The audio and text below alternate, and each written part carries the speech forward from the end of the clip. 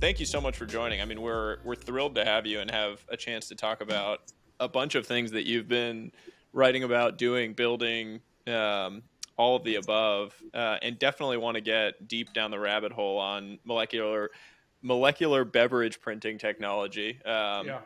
and everything you're working on there. I would personally love to just kick off with a little bit of just background on you and how you kind of got to where you are today. I mean, you have a insanely interesting career. You know, everything from quinoa to Metro Mile car insurance, and now changing the world with climate tech. So would love to just get a little bit of background on you.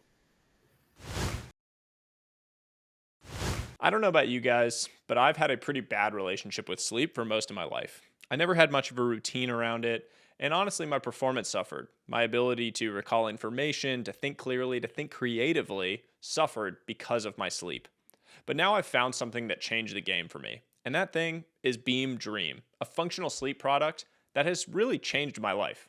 I'm excited to get to share it with you all today, and so that you can get a special discount to try it. 98% of people surveyed fall asleep faster when taking Beam Dream, and 99% of people experience better sleep quality. The results are in the data. If you have an Oura Ring like me, you can actually track it and see the impact of when you're taking it and when you're not. It's very real. And if you don't love it, there is a money back guarantee. Get your money back guaranteed if you don't love it. For a limited time, you can get $20 off when you go to beamorganics.com/room and use code ROOM at checkout. Again, that's BEAM organics.com/room and use code ROOM for $20 off at checkout.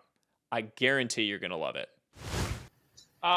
Sure. I mean, my origin story, as I've come to write it, is I was born in South Africa. I moved to LA when I was a kid. I was 6 years old. My parents immigrated to try and make it in Hollywood. They're documentary filmmakers. So I grew up mostly in LA, and then I went to school at UC Berkeley, where I majored in astrophysics. My interest has always been in science and mathematics, and that was kind of my my focus. And then I was working. I was working at the Lawrence Berkeley Lab in the hills above Berkeley, which is a government Department of Energy lab, which was a pretty boring job. I worked in a basement doing mathematical modeling, and I'd go in by myself and leave by myself and not talk to anyone and work on a computer and nothing. And the project I was working on would maybe turn into a particle accelerator system 20 years from now. So it wasn't really impactful or meaningful work to me. And meanwhile, the .com bubble was happening across the Bay and throughout Silicon Valley. There was a dude in my dorm freshman year who started a website that he sold to CD Universe for $1 million. It was this incredible outcome for a 19-year-old kid. And I was like, man, Silicon Valley seems pretty amazing. The whole world is changing and it's all happening from Silicon Valley, and I want to work in tech. So I started applying for jobs and ultimately got a job out of college at an investment bank that focused on technology, mergers and acquisitions. And I'd never taken a business or finance or accounting class. So for me, that was a big kind of learning curve, coming out of college. I had to kind of learn business and learn finance. And that was also when the market crashed. So the .com bubble imploded. I started with 11 people in my analyst class. There were 2 of us left at the end of 2 years. It was a pretty crazy time. I worked on probably 20 deals, most of which were companies being sold for less than cash, right? They were such distressed businesses. They were burning through money and they had no business.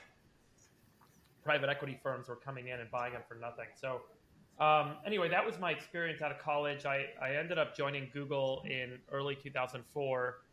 And I left a couple years later to start the Climate Corporation. So, that's kind of the main arc of the story. Yeah. Well, it's really interesting kind of how it's come to where it is today too. And what I think you're doing in a lot of ways, if I'm zooming out, is really kind of reimagining and reinventing the way that transformative science is funded. And with the production board, which I definitely want to get into, the way you've kind of created this foundry model and you're funding people, scientists, to go and kind of ideate on transformative technologies, and then have a mechanism through which you can spin them up into big businesses and kind of spin them out to go raise money, et cetera. It sort of reminds me of like an IAC of the future, right? Like going and building a holding company foundry model that can spin these up and fund these amazing swings in a different way. So it strikes me as very, very cool what you're doing and how you're approaching it. Well, I wouldn't say that our objective is to fund science. I would say that our objective is to solve big problems. And more often than not, the way you can solve big problems is to use kind of the best tools and the best techniques and technologies that are available, much of which emerges from, discoveries being made in science, as well as kind of, new and emerging subdisciplines in engineering. So, our orientation is much more about what are the big problems to solve, what's the best way to solve them, what's the confluence of technologies typically that we can use to solve them, and then build businesses from there. And so I think to be most impactful and most transformative, it's important to remain kind of abreast of what are the emerging discoveries, what's the science showing us, what's leading the way. And I will tell you, like, my observation has been that many scientists that are working in primary research, they're really focused on that problem in front of them. How do I identify and evolve the science? But typically, the application that can transform the market is nonlinear to where they're thinking and where they're looking. And often that requires an understanding of the markets themselves, meaning like, how do you actually take that discovery combined with several other points of view to form a novel business concept and a novel strategy that can go and change that market? And so it's typically, if it were very linear, everyone would do it, right? If it were all about like, hey, here's a discovery, here's the obvious application of it, boom, we're done. I don't think that when humans invented the ability to do optical scanning, we would have realized at that time that it would ultimately lead to DNA sequencing, which is the primary technology in DNA sequencing.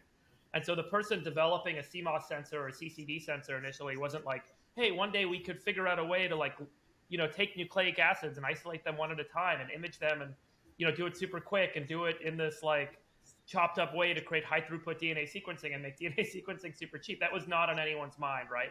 And that's the interesting thing about technology is the most value can be created by seeing maybe a few steps ahead of where the confluence or the nonlinearity arises.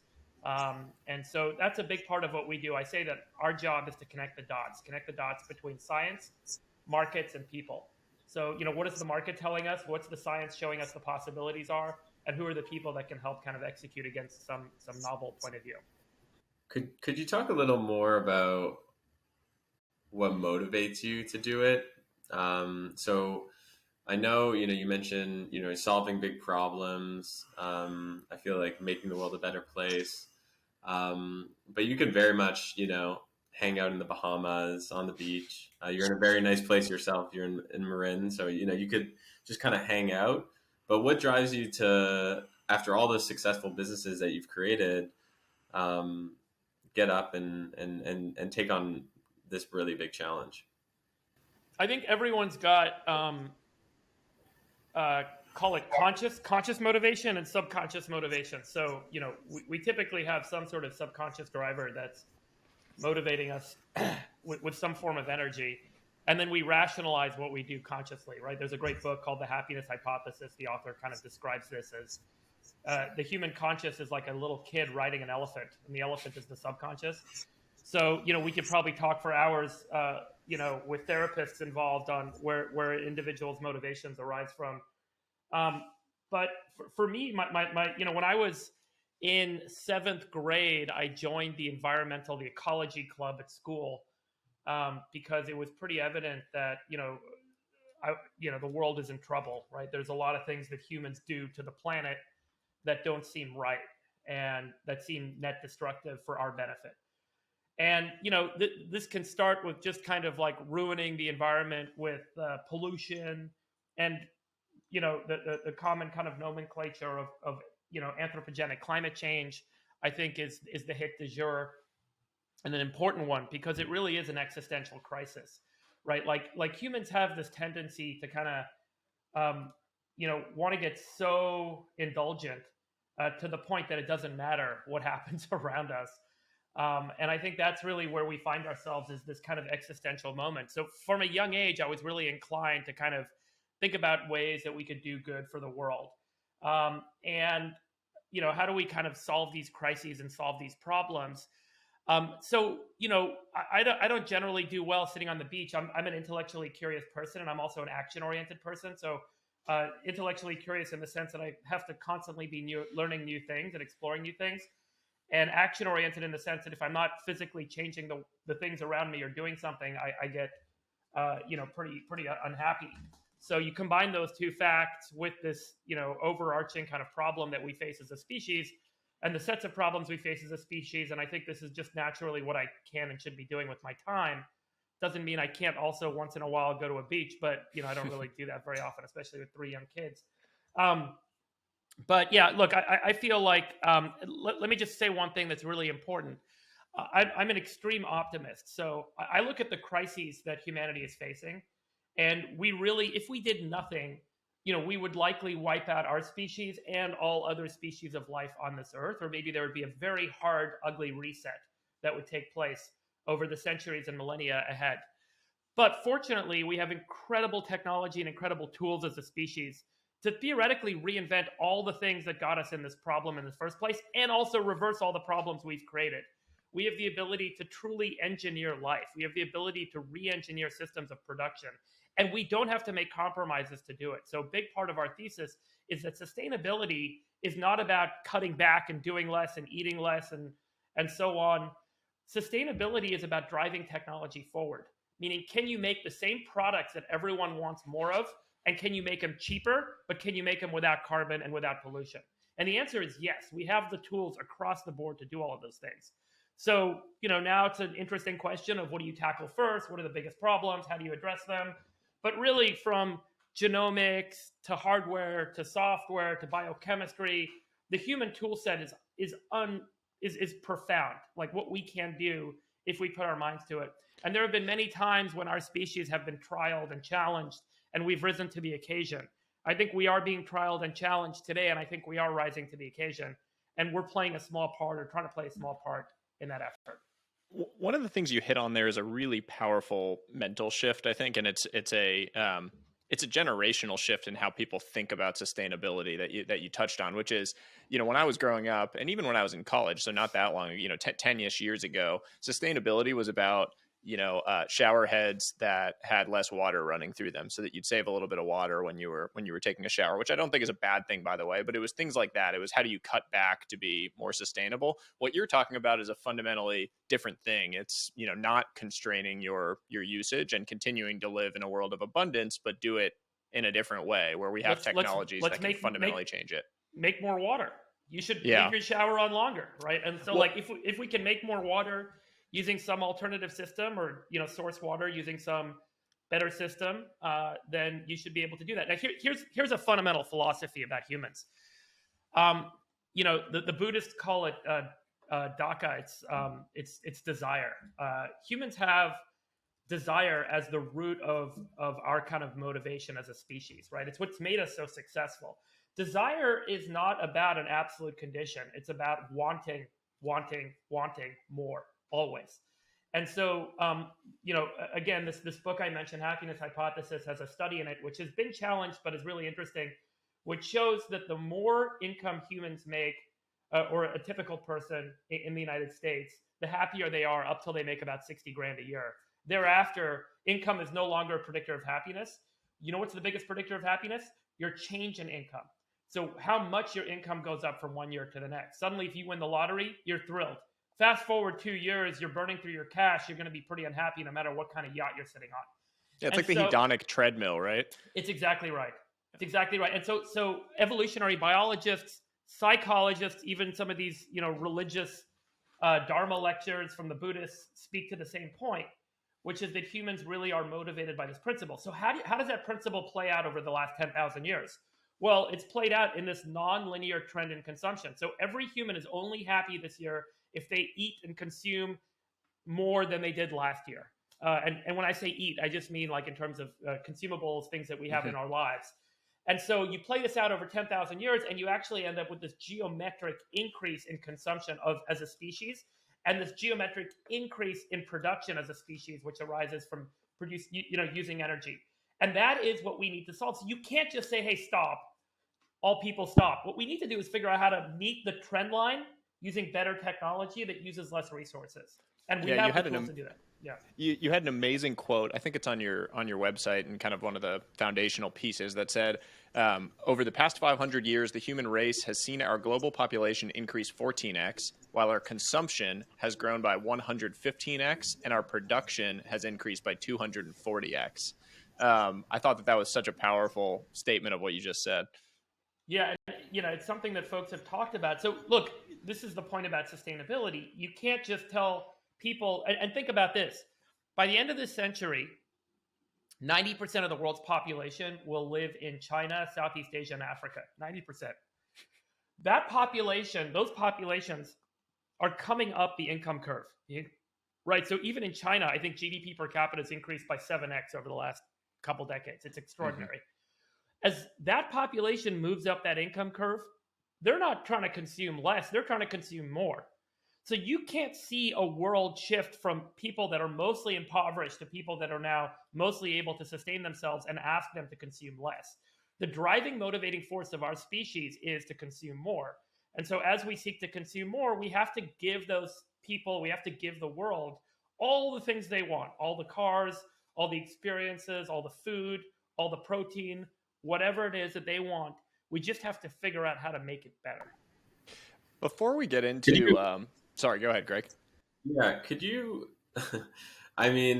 so your base assumption, and just help me understand this, your base assumption is that we can come up with the technology to consume more sustainably and better. Well, I want to believe that's true because I love consuming, but can you explain what makes you so sure in that? So on a first principles basis, we can look at, for example, all of these systems and assess the energy and resource needs to produce the things coming out of these systems. So take animal protein as an example, right? So cows, beef, there's about 30 times, actually, let me just speak to the whole animal system. The whole animal system, to make all the animal proteins that we as a species consume, requires roughly 30 times the energy going into that system as the energy coming out of that system. Okay, what is it? What are we making? Well, we're making these proteins. These proteins are definable, right? So first principles assessment, we can look at what these proteins are. We know how to make them. We know how DNA makes them, right? We can code for those proteins using DNA. And then we just have to find a better way to make those proteins using that same DNA sequence.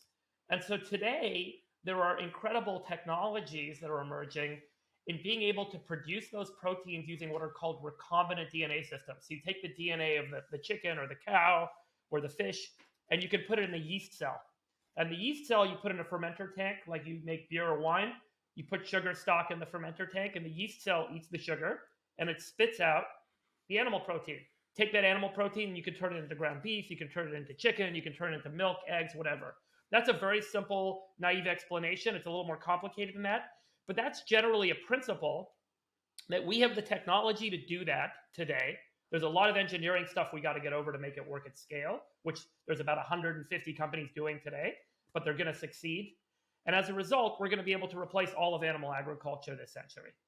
And by doing that, the energy efficiency of that yeast cell, the amount of sugar it requires, and if you look at all the total carbon footprint and everything that goes into making that protein using the yeast cell, it's about 1.5 times the energy that you consume. So suddenly we went from 30x energy consumption to 1.5x energy consumption. That's just one slice of the pie. And we can go all the way around the pie and talk about all the things that humans make that are totally inefficient and crazy, and talk about the tools that humans have to make them differently and better. And it's extraordinary. And that's really why I'm so excited and so optimistic. I'm not like, oh my God, the world is over. It's dead. And it's not just me. I'm not going to be the person that's going to solve these problems. There's like a whole group of entrepreneurs that have this market-based, incentive to go and solve these problems. And it's happening all around us. We've also just done it over and over and over again throughout history, humanity. I mean, I think back to learning about Thomas Malthus, right? Who kind of hypothesized that there was a fundamental limit to the global population, and he kind of had a number associated with it. And we've proven over and over again that we had ways, like Norman Borlaug came along with the Green Revolution and fundamentally changing the way that we produced crops, which, some people think saved 1 billion lives. And now there's a lot of questions about, sustainability and non-GMO, et cetera. But an amazing thing and an amazing innovation. So I also just look to, prior success is not a guarantee of future success, but there's certainly something to the fact that we as a species have been able to do this over and over again throughout history. Totally agree. I mean, there's a great book, if anyone's interested, called The Alchemy of Air. I don't know if I've ever mentioned it, but, it's about the Haber-Bosch process that was, the book opens up with this great anecdote. Humans, the reason our population swelled in the 17th, 18th, 19th century is because farming, the kind of agriculture, industrialization of agriculture took hold. And the way that worked is humans started to apply fertilizer onto crops, onto farms, fields, and the plants, grew bigger. We got a greater yield per acre. We got more food when we applied fertilizer. And the reason is fertilizer has potassium, phosphorus, and primarily nitrogen, which are key elements in producing plants, producing life. And the way we got all the fertilizer is off of these guano fields off the coast of Chile. And so, there were these clipper ships, and this was the biggest industry in the world for a while, that went down there, scraped all the bat poop off of, and the bird poop off of these rocks, brought it back to Europe, and then we grew crops and fed the population, and the population swelled. Well, guess what? Eventually you run out of poop. And so we were running out of poop, and there was this big challenge, which was a forecast that was made that showed if we actually run out of poop when we think we're going to run out of poop to fertilize all the crops, the whole planet is going to starve to death and we're all going to die. And these German physicists, chemists figured out that you could take 70% of the atmosphere is nitrogen.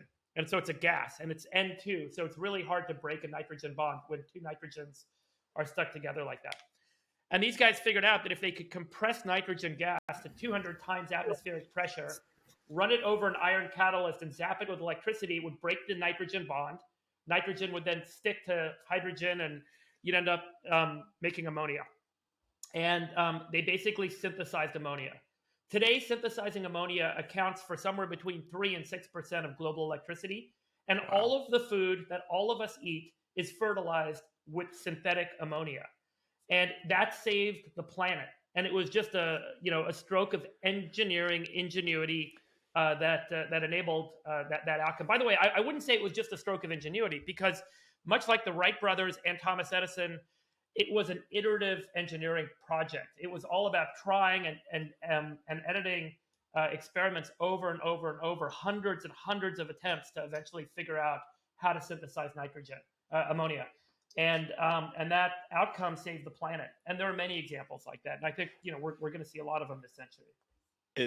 That was a remarkable story. I love that. I've never heard that. I need to go do some research on it now. But I think it also brings us to, one of the main topics that we wanted to talk about with you, which is Cana, and this new big swing that you are a part of and helping to build. And can you just talk maybe at the start of it about why the beverage industry grabbed you? Like what about it, what features of it made you think this was a pressing big problem to solve? And that'll, I think, lead us into talking about this solution that you guys have developed.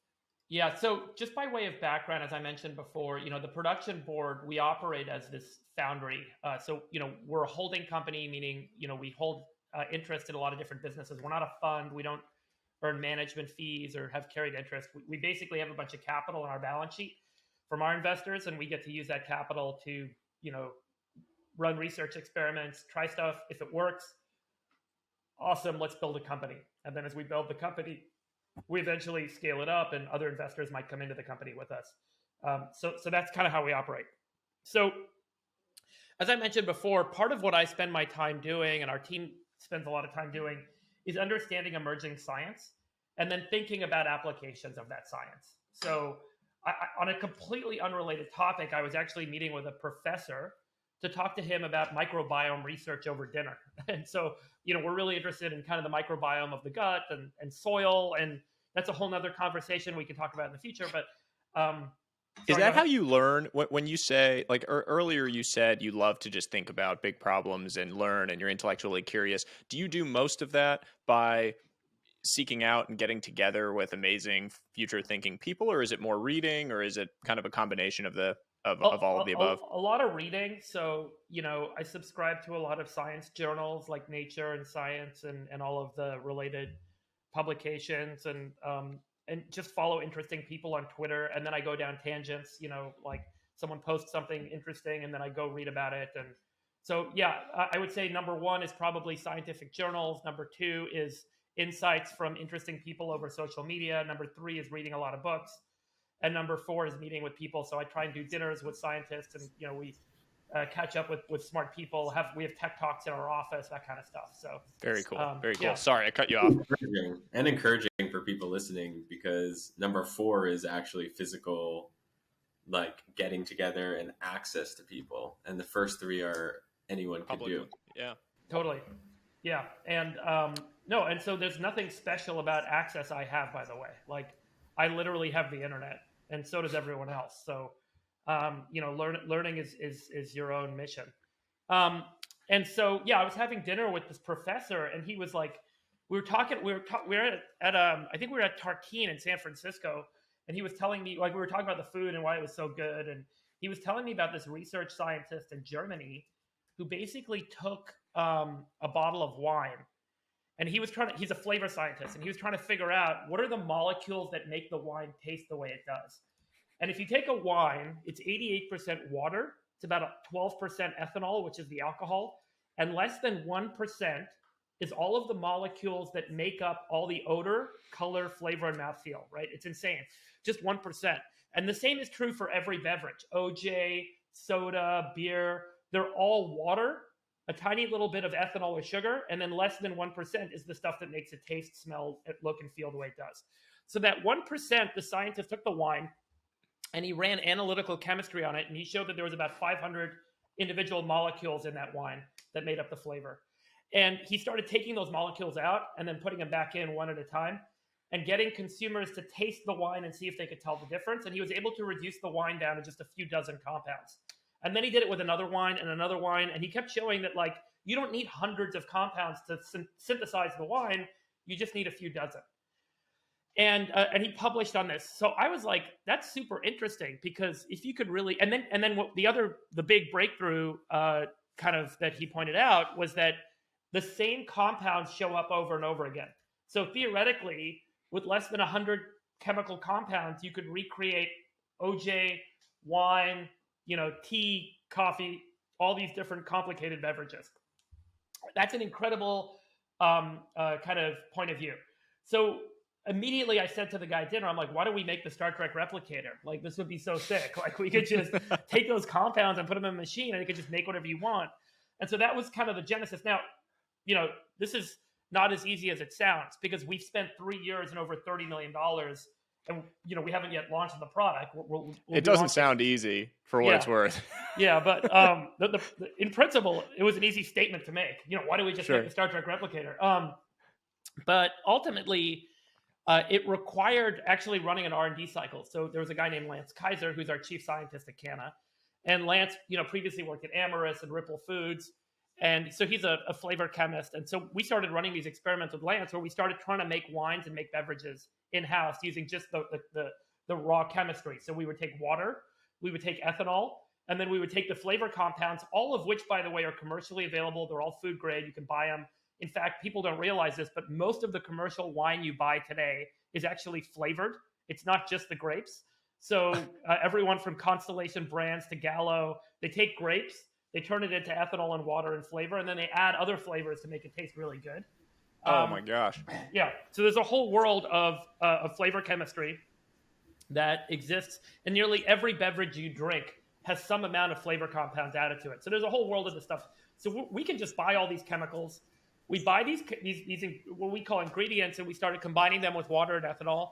And we basically recreated a bunch of different wines, and we're like, holy crap, this can actually work. Separately, we had a hardware engineering exercise, which is how do you make effectively an inkjet printer for beverages?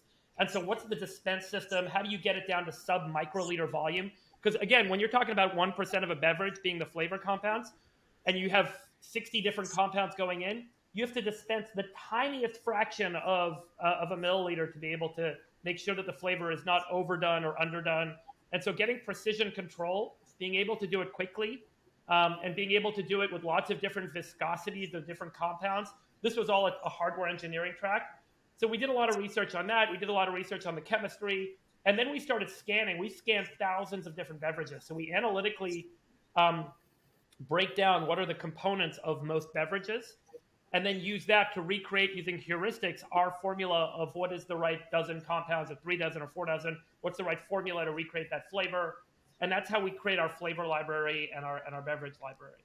And so that's what we've been working on at Cana for the last couple of years. And we've now got, we've done multiple iterations on a full hardware prototype of a device that goes on the kitchen countertop.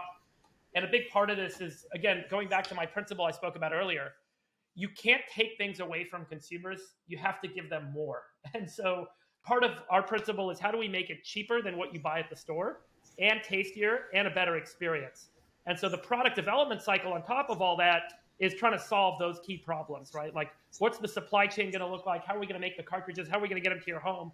How are we going to make sure this all works out economically? How do we charge you so that it's cheaper? And how do we make it incredibly awesome? And so that's a lot of the basis for Cana. This is a fight, by the way, like that last point you made about it actually having to be significantly better than the alternatives for consumers in order for it to proliferate in the way that you want. It's a debate that I have constantly with Greg on this show and outside of the show via text about the whole like Web 2 versus Web 3 world, where my perspective on it is that the Web 3 technologies and platforms actually have to be fundamentally significantly better than the Web 2 alternatives in order to actually see any sort of, material shift in the long run. So the way that you said it there as it relates to this, hardware and technological innovation makes a lot of sense to me. On the climate impact of something like this, you had some interesting stats in the article in your kind of Medium post when you released it or announced it around the impact that something like this could have. And I think you said there's 60 liters of water required to irrigate an orange tree to make a single bottle of orange juice, 600 liters of water to grow the grapes to make a single bottle of wine. Can you just talk a little bit about what impact you think this has? And you talk a lot about decentralized manufacturing. Talk a little bit about that as well. Yeah, sorry, that was your question. I went down this very weird tangent. So I like the tangent. The origin story. But the bottled beverage industry is friggin' insane if you think about it. Okay, it's so messed up. If you were to land on Earth today and look at what humans are doing to like create beverages that we consume, you'd be like, what the hell is wrong with these people? And it's really a remnant of the Industrial Revolution. So consumers on Earth spend $2.3 trillion on bottled and canned beverages a year. Okay, $2.3 trillion. We consume something on the order of 100 billion plastic, glass, cans, more than 100 billion. It's really hard to track all this stuff every year, most of which, 95% of which ends up in landfill. Okay, it's about 500 million tons of CO2 being put in the atmosphere every year. Because think about what you're doing. You're taking a bunch of water, you're putting it on a plant to grow what is mostly water. An orange is 93% water, less than 7% sugar, and less than 1% is all the chemicals that make the flavor, color, odor, mouthfeel, and nutrients of that orange. So we're using a bunch of water to reduce it down to make a little bit of water. Then we use carbon dioxide machines to squeeze that stuff, put it in, make plastic and glass and canned containers. And then we put what is mostly water, 93% water, on a truck. And then we use carbon dioxide to move that water around to a warehouse, more carbon dioxide to move it to a store, more carbon dioxide for you to go get it from the store and put it in your kitchen, more carbon dioxide to keep it cold in your fridge. And then you throw this plastic or glass or can in the trash, mostly ending up in the landfill. So the whole system is bonkers. Like we're wasting water to make water. We're burning CO2 to move water around. And every home in the industrialized world has a line of water. So if all beverages are mostly water, and all we need is just that 1% of the components that, kind of change the water into any other beverage, let's just solve that problem that way. Like, we've already got the water pumped into our homes. We don't need to have this insane system of growing plants. We spend about 120 million acres of farmland a year to grow the fruits and stuff that we convert into beverages. And it's something on the order, I don't even know how accurate this is, but something on the order of 500 trillion liters of water a year being pumped around to make these beverages and to make the plants that make these beverages. So the whole system is crazy, and it's $2.5 trillion of spend a year. We could save people money. We could save CO2. We could make it tastier. We could make it personalized. Now think about this. Every supermarket, every store you walk into, there's only so much shelf space, right? There's like space for 150 brands, let's say, of juice, soda, coffee, tea, wine, and beer.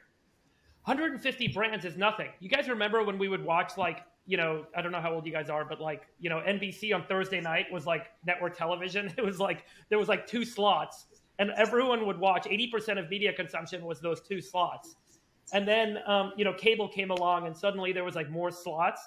And nowadays we have YouTube and TikTok, and, you know, most of what's consumed, 99.9% of what's consumed every day is that long tail of content. It's not created by the 2 content producers on those 2 slots. So if you move away from the retail store model and you no longer have 150 slots, but you have the ability to have infinite slots because the beverages can now be printed dynamically and they're all digital, now you have an infinite variety of beverages. Everyone can get a beverage that tastes better to them, and no 2 people love the same beverages. So, you know, what's happened in the beverage industry over the last 100 years is really what I think we would argue is the lowest common denominator of flavoring and branding. So what is Coca-Cola and Pepsi? It's just a nameless, faceless brand. It means nothing to you. It means nothing to me.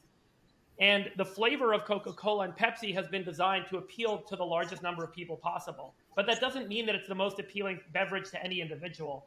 If you were to get your own bartender, he would make you a drink that would taste a lot better than a Coca-Cola. And so think about it that way. Like when you have the ability to print, when you have the ability to be dynamic in terms of what a beverage can be, you can find a drink that's better for you, more tasty to you than anything you could find on the store shelves, because there's only 150 options there. And you can find brands that actually matter to you, that actually appeal to you. And theoretically, you could personalize it. You could add sugar, add alcohol, add vitamins, add caffeine, take stuff away, and make it your way, which is exactly what Starbucks does, and it's why Starbucks is so successful. Everyone gets it their way. So the other thing that's interesting to us is I think we want to kind of blow up the landscape for brands and beverages, because branding today is like it costs like $3 million to start up a beverage brand. You know, you got to come up with the packaging, logos, you got to print the packaging, you got to make the beverage, you got to fill up the packages with co-packers. Then you got to go find stores to carry it for you on that 150 slots.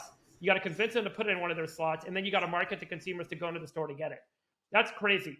What if Sahil had his own beverage brand that he could create, cost him nothing to make, the logo is digital, the formula is digital, and you promote it on social media and you put it on Cana, and now anyone that buys it, you get rev share on that. Cost you nothing to make it. And your rev share will probably be greater than the revenue share you would make from selling those beverages on the store shelves. It's like ghost kitchens, but for brands. Totally. Like you can just immediately go start something up like this. Like when Mr. Beast did the thing with his burgers, and you could have, you know, ghost kitchens all around the country. Like whatever Travis Kalanick's got Cloud Kitchen. It's like doing that, but in the home. That's right. So you immediately are in the most important place, and you have shelf space in the most important place in these people's lives.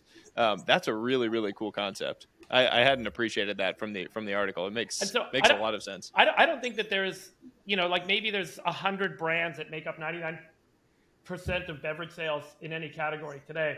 I think in the future, hopefully it's 100,000 brands. And, you know, any individual can find a perfect brand for them. Like imagine if your favorite anime character is a brand, right? You would choose that anime character over Coca-Cola. I mean, what the heck is Coca-Cola? Or your favorite athlete, you know, maybe like the bench player, you know, someone you play baseball with, right? Yeah. Is a brand.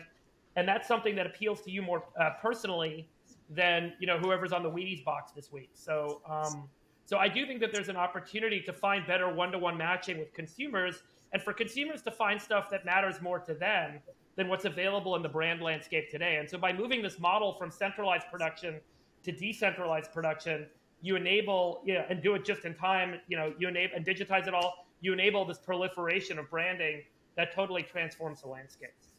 So what do you think, James Quincy, he's the CEO of Coca-Cola.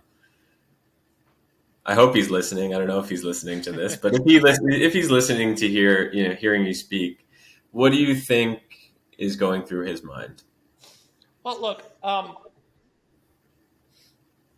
when incumbents face technology threats, they often um,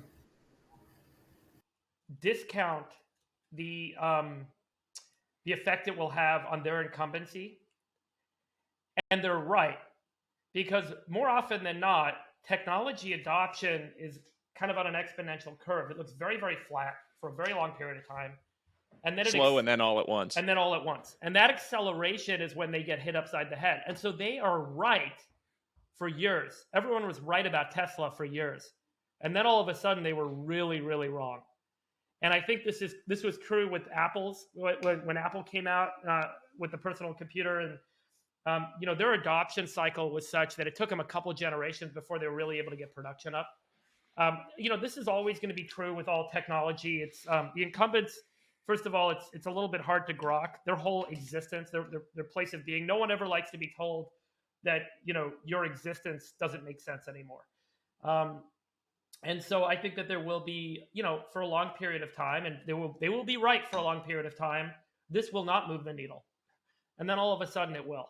Have you heard of Dornbusch's law, Dave? No. Dornbusch's law says that it was originally around currency crises, but it applies to this exactly, which is these changes take much longer to happen than anybody thinks. But then when they happen much faster than you ever thought possible. Yeah, right. Exactly. And that's exactly how I feel about these type of transformative tech.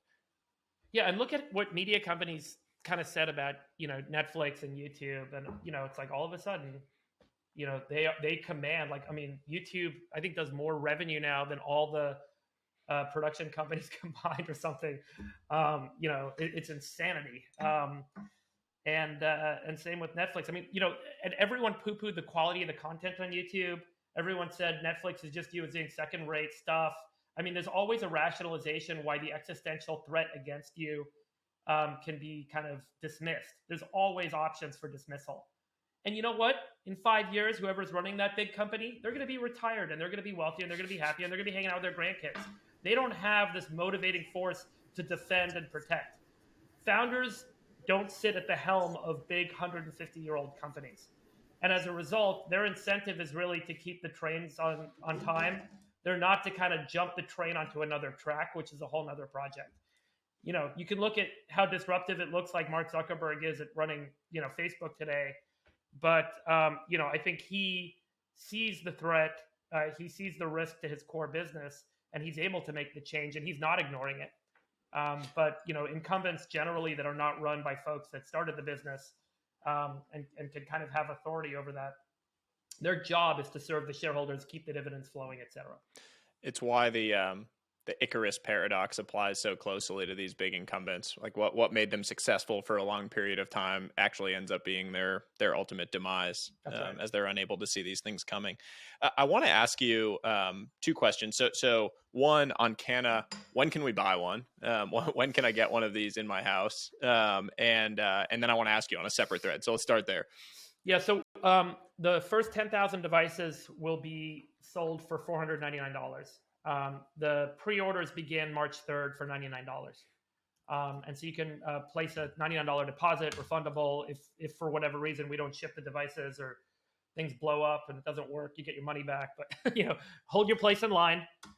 We are working on our production cycle right now. So the plan is to ship these in early 2023. So it's a long time away for me. Might be a short time away for others, but that's the current plan. And then, when you get the device, there's a cartridge system. Cartridges are delivered automatically. So it's a per drink pricing model. You don't pay for consumable. You don't pay for the cartridges. They show up at your doorstep automatically as you're running low. The machine knows the device is connected. And so depending on what you consume through the device, you're charged variably each month. And so the prices range from, 29 cents for things like sparkling water or soda water or what have you, up to $2.99 depending on the beverage you're purchasing, which is like a nice cocktail or something. Okay, so it's Cana.com for anyone out there listening. I will certainly be pre-ordering one of these on March 3rd. Cana.com. I have to ask you before we lose you here about another interesting future thinking technology that you've written about recently. You wrote an epic thread that started the greatest source of value and wealth creation in the 22nd century. could be driven by terrestrial nucleosynthesis. This is a topic that, well, first off, you're going to need to explain it to me like I'm 5, but this is a topic that I've talked about recently with Josh Wolf, who I imagine you've come across or know at Lux Capital, just on the need for a branding change around, nuclear technology and nuclear energy, and how it's gotten caught up in people's minds, with like Hiroshima, nuclear war, etc. Can you talk a little bit about this and where you view the future of it going, and how and why it's going to be so transformative? Yeah, so this is an extension of a technology that's in development, in my view. So there's a couple of points you made. Just look at our time here. Okay, so all electricity on Earth today is made by spinning turbines, and so you heat water up and you use that to kind of spin these turbines, except for solar, right, where we use photovoltaic cells to create an electric current. And so nuclear technologies, instead of creating that heat from a system of burning something like oil or coal or natural gas, you create the heat through the kind of reaction on an atomic scale, nuclear reactions. So nuclear energy, as it's termed today, primarily refers to nuclear fission. And so if you take very heavy elements, right? So if you guys remember physics or chemistry, hydrogen is 1 proton, it's got 1 electron spinning around it, right? Helium is 2 protons, it's got some electrons spinning around it, and so on. Plutonium is this very heavy, it's got 100 plus protons, a bunch of neutrons, and these heavier elements are unstable. When they smash into each other, they can actually form smaller elements and release energy in the process. And so if you get enough of them together close enough, that creates a chain reaction, and that chain reaction is the nuclear bomb that we all know the technology from, used in 1945. So nuclear fission or nuclear reactors use these uranium and plutonium power sources, where they actually control the breakdown of uranium and plutonium into lighter elements, control the energy that's released, and then use that heat to create water. And the magic of nuclear energy is you can use a very small amount of material to create an incredible amount of heat for many, many years using just one rod. That rod can last for years and years and years and create enough heat to power a small city. It's an incredible technology. The danger being that these are radioactive materials, meaning if they get into the environment, if they escape, they can cause widespread damage, as we saw with Fukushima. So now let's talk about another technology. So that's an interesting technology. It's really powerful. The other technology is what's called nuclear fusion. Nuclear fusion is what goes on in the sun. And so when you get enough small atoms together, like hydrogen, and you squeeze hydrogen close together, it actually starts to form helium by all those hydrogen atoms smashing into each other. And if they smash into each other at a fast enough rate with enough density, they fuse into helium. That's fusion. And they release energy as well in the process. So while they might form helium, they also release some energy, and that energy can be harnessed in different ways. And that is what our sun is. Our sun is burning primarily hydrogen into helium.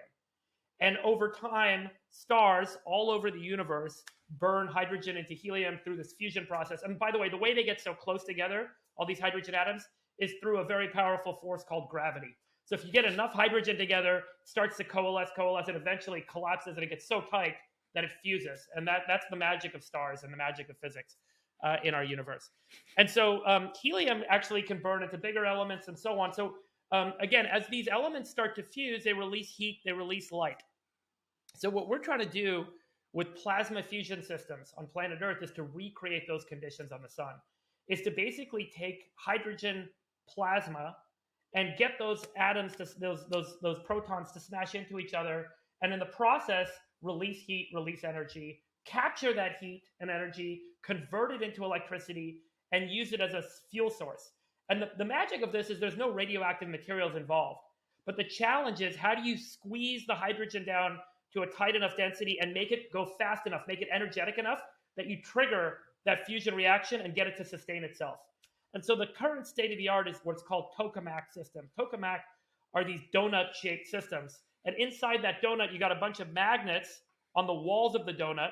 And the magnets are designed to keep all the hydrogen together in a close enough little circle. And you pump energy into it, and you get this plasma to spin, spin, spin, spin, spin. And if you get it tight enough, boom, it fuses, energy comes out. That's the simple statement of what is probably the most complex thing humans have ever tried to do. There's a big research program in Europe called ITER. They're spending about $60 billion trying to make the first demonstration system of plasma fusion. Now, what makes plasma fusion so amazing and miraculous, if we can do it, if it works, it will produce more energy than is put in to start the fusion. There's no radioactive materials, and it uses hydrogen as a fuel source.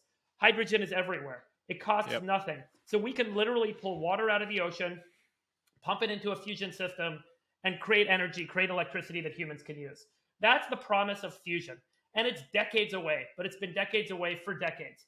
Every year, there are these amazing breakthroughs, and we've had a series of breakthroughs over the last year. I won't detail them all now, but we're clearly making progress. Now, what I was highlighting is if you really extrapolate out, and I was saying, like, think non-linearly now. Let's say we've got infinite energy, and let's say we've got this ability to actually control plasma. There's a combination of things that you can do that can unlock potential for us on this planet that I think we're constrained by today. So we talked earlier about fertilizer.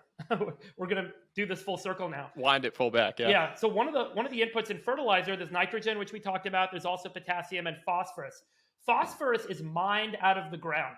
There's only so much phosphorus on this earth. All phosphorus is made in the explosion of stars billions of years ago. That's where all the phosphorus on planet Earth came from. It wasn't made here. It wasn't even made in our sun. It was made in other stars billions of years ago, billions of years before our solar system even formed. And some of that phosphorus found its way into the area of our solar system. Some of it found its way into the rock that became Earth, into the molten rock, and some of it's in our crust of our planet. And so all that phosphorus, every strand of DNA uses phosphorus. So without phosphorus, life doesn't exist on Earth.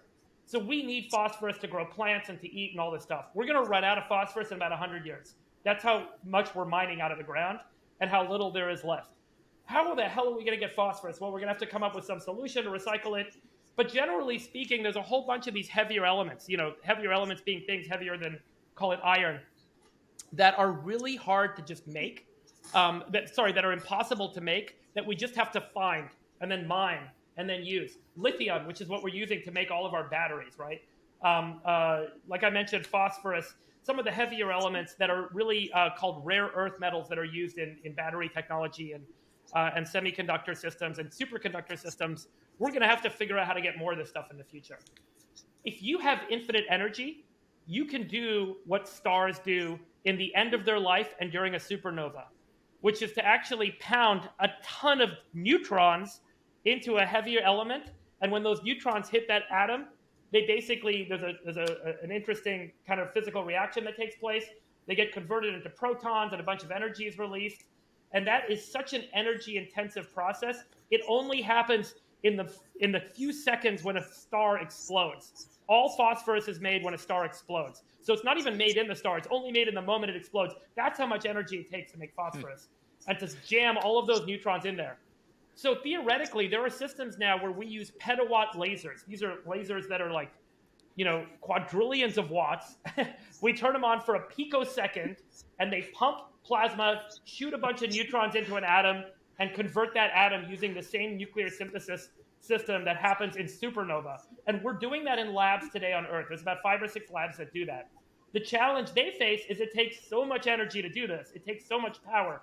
When you combine the unleashed energy potential of plasma fusion systems with the theoretical laboratory scale potential of nuclear synthesis that we see in labs today, and you fast forward 150 years, I think it's theoretically feasible on a first principles basis that we could see nucleosynthesis becoming an industrial process on Earth. The math pencils out. It's going to take a lot of material that you convert into energy that you then use to drive neutrons into atoms to make stuff, but it's going to be possible. And I think it's just such a profound way to think about our place in the universe. Not only will we be editing genomes and changing life forms on Earth today, we could theoretically be engineering individual atoms and changing the elemental composition of our local area of space. And the human ingenuity and the tools we have could allow us to just take this chunk of molecules we have sitting around us that we call planet Earth and convert it into anything the heck we want, right? We are on a spaceship and we can make that spaceship our own holodeck. And, that's like the couple hundred year kind of principle of where I think these technologies take us, of unlimited energy and all this capacity to engineer things. Absolutely incredible. We've taken up enough of your time. I know you've got to run. This was amazing. I feel like I owe you money for coming on because I just got like an unbelievable science, technology, futuristic masterclass over the last hour. So thank you so much. I'm going to fly out to California and buy you a dinner to continue this. Just buy a Cana device. Tell your family to buy a Cana device. There's pre-orders on Cana.com March 3rd.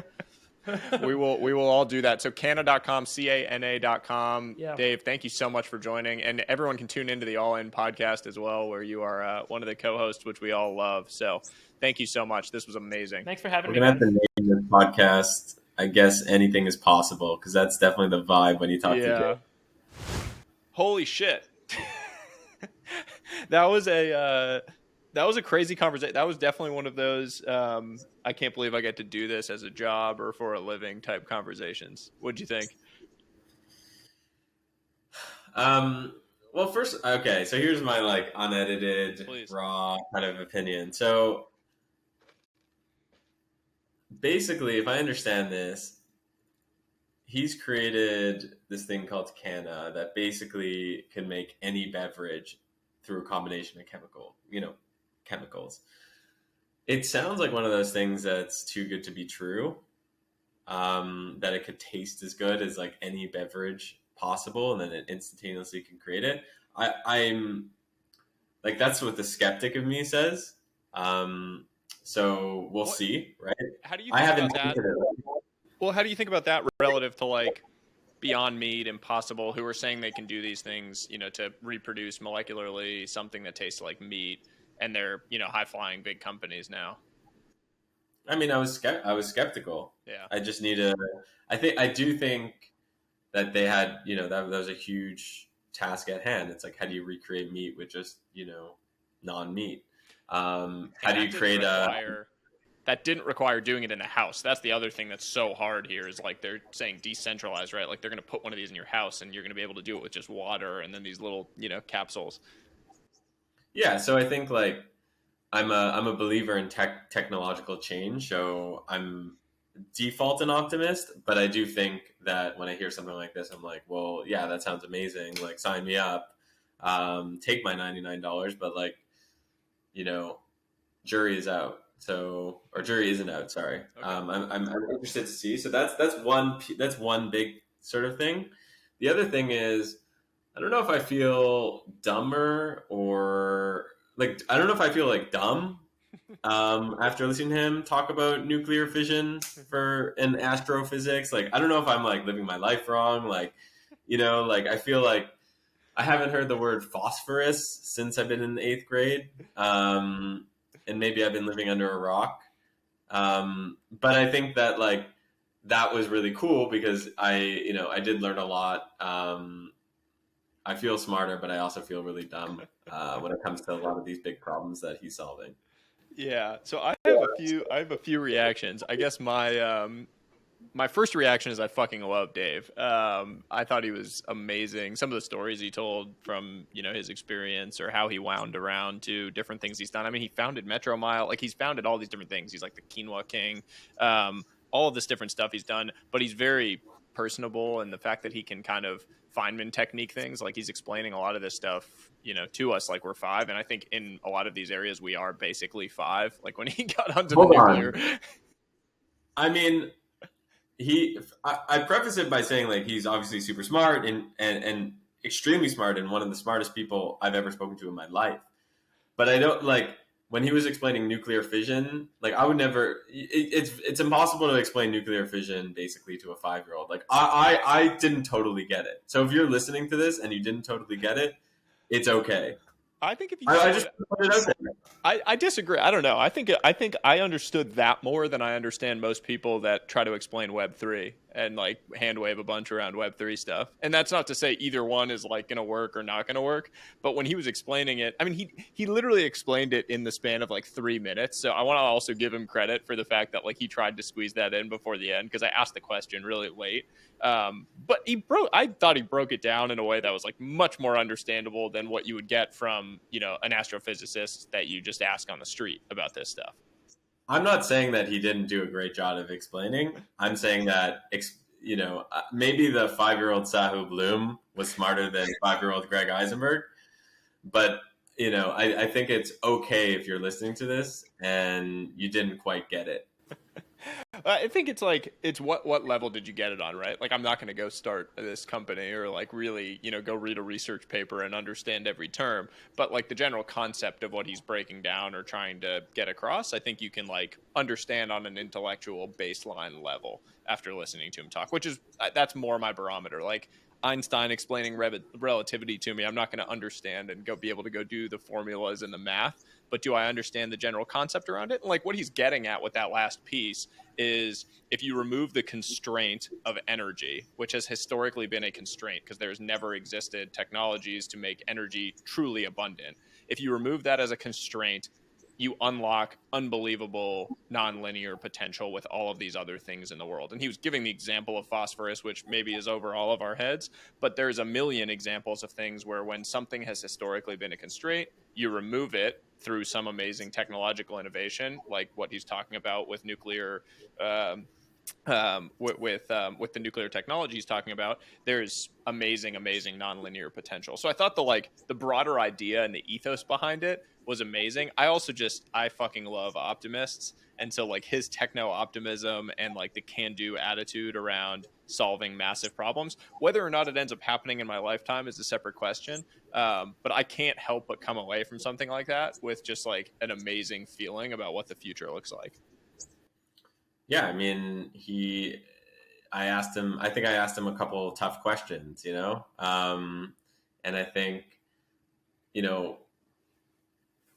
the biggest question I have is, this sounds really perfect and I hope you're right, but actually not, but like, I hope you're right. That's what my big takeaway. You asked me what my takeaway is. My takeaway is I hope he's right. And I'm glad that he's working on this.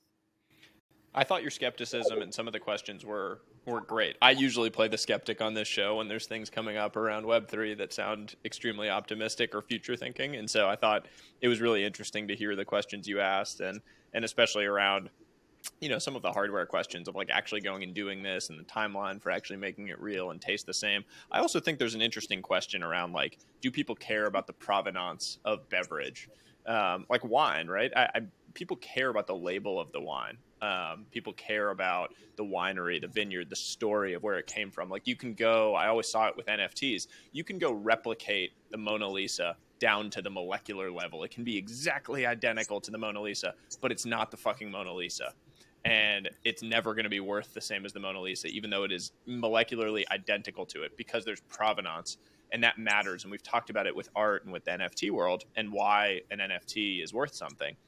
And so I think about that in the case of wine as an example here of like, is there enough that people care about the provenance of their wine that people will have an apprehension around it? With beverages that are more commoditized, like an orange juice or, coffee, I actually think people do care about the provenance. But with things, that are more commoditized, could I see something like this working and being a big part of a household? Sure.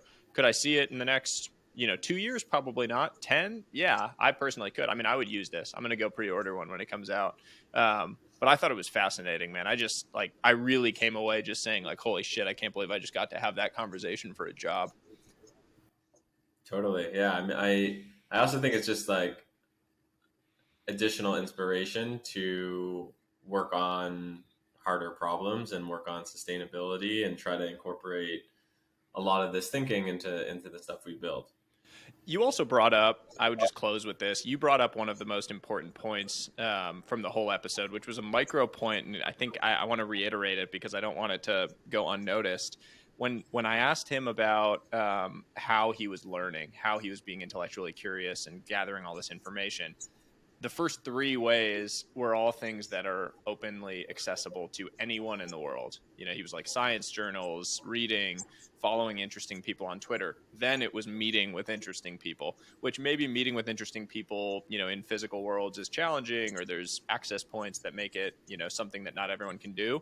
But the first three, which is what you pointed out, are something that anyone in the world with an internet connection now has access to. And so I thought that was a really cool, empowering point for anyone that's out there wanting to take these big, ambitious swings, was that someone like a Dave Friedberg, who's had tremendous success, is actually consuming the same information that you all have access to in the world, that we all have access to. So there's no constraint on the access to this information. It's a constraint on your motivation and your intellectual curiosity to go and pursue these things. Totally. I mean, the first time we met this guy, or the only time we met this guy, was on this pod, you know, and this pod is publicly available. Like we're in your ears right now. In the room where it happens. Exactly. So that's why we started the pod, and so I'm glad that you brought that up. It's a great place to end it. That is exactly why we started this podcast, to give people access to these kind of conversations. So I'm glad you said that. This was awesome. So if you like the pod, get out right now and tweet out that you love our pod and links to the pod, because we're trying to grow it as fast as possible. And we have like a strangely low amount of YouTube subscribers. I think it's because of our faces. We're faces for radio, man. Maybe that's the case. But I think we've got like 4,700 YouTube subscribers. So go on YouTube, give us a subscribe, go on Spotify and Apple and tweet us. And check us out on SoundCloud. Like, subscribe. I love it. Thank you so much, man. That was a blast. So much fun. I hope everyone loved it, and looking forward to seeing everyone's feedback on the episode. Cheers. See ya. I don't know about you guys, but I've had a pretty bad relationship with sleep for most of my life. I never had much of a routine around it, and honestly, my performance suffered. My ability to recall information, to think clearly, to think creatively suffered because of my sleep. But now I've found something that changed the game for me. And that thing is Beam Dream, a functional sleep product that has really changed my life. I'm excited to get to share it with you all today, and so that you can get a special discount to try it. 98% of people surveyed fall asleep faster when taking Beam Dream, and 99% of people experience better sleep quality.